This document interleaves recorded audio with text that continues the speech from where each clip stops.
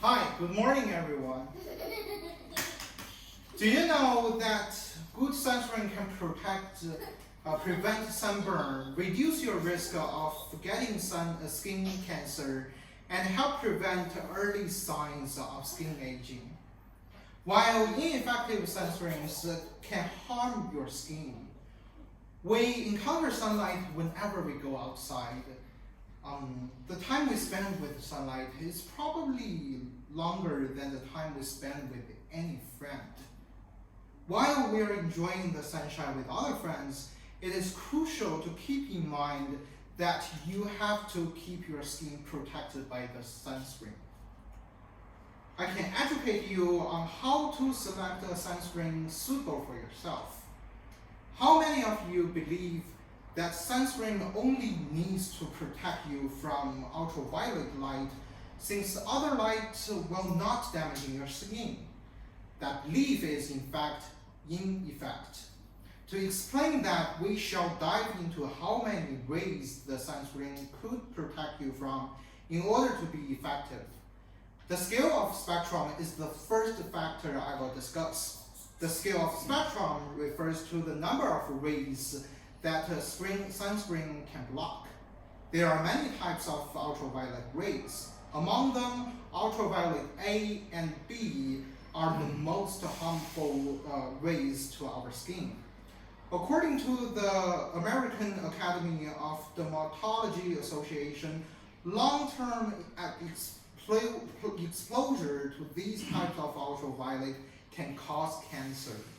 Blocking one type of ultra rays does not suggest that the other one will be blocked as well.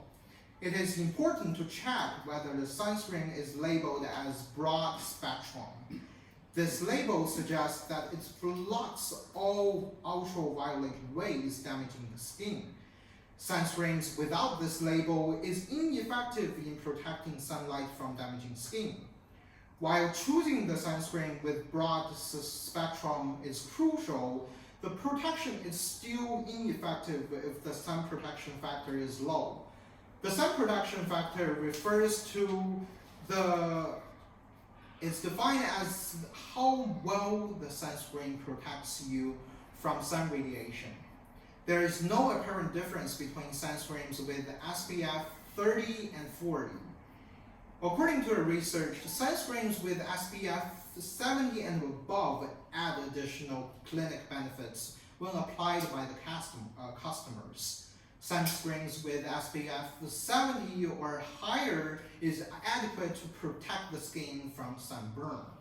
If you prefer sunscreens with SPF lower than 70, be sure to apply extra amount of cream to produce significant protection.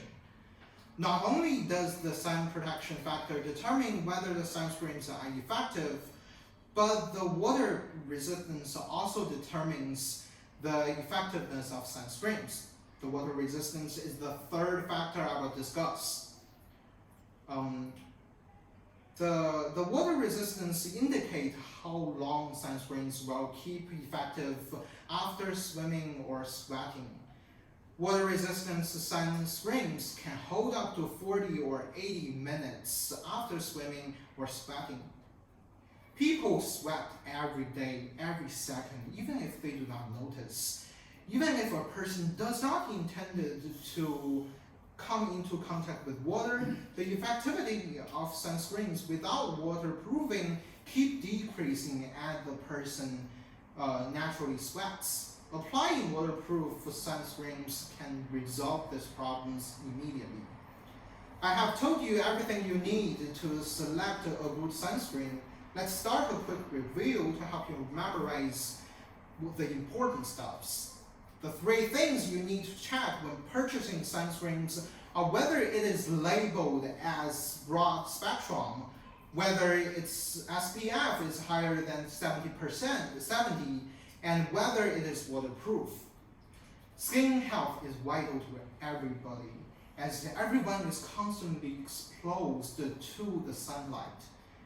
A good and efficient sunscreen will minimize the probability of skin cancer to its lowest amount. If you start to be aware of different types of sunscreens and always choose the suitable one, you will become a superhero who is never afraid of sunburn and sun radiation. Thank you very much.